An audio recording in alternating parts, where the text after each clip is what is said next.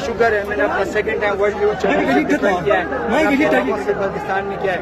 Pakistan army और जितने government का मैं शुक्रिया अदा करता हूँ। ये इवेंट उन्होंने हमें स्पॉन्सर किया और आज मैं अपने इलाके में स्टेट वर्ल्ड चैंपियन आगे का क्या इरादा है उस्मान साहब इवेंट से हवाले से? बिल्कुल मैं जो शाहनवाज दानी भाई हमारे क्रिकेटर और वीर हमजा भाई स्पेशल क्योंकि पाकिस्तान है मुझे प्रमोट करने के लिए पाकिस्तान को प्रमोट करने इनका मैं शुक्रिया अदा करता हूँ।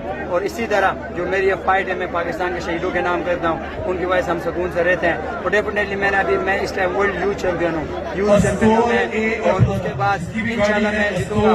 लाइक मेरा ड्रीम है कि मैं और बड़े या ओपन रैंकिंग में जाऊँ और पाकिस्तान का कल्चर इसी तरह वर्ल्ड एलीट लेवल में भी मैं रिप्रेजेंट करूँ। Thank you.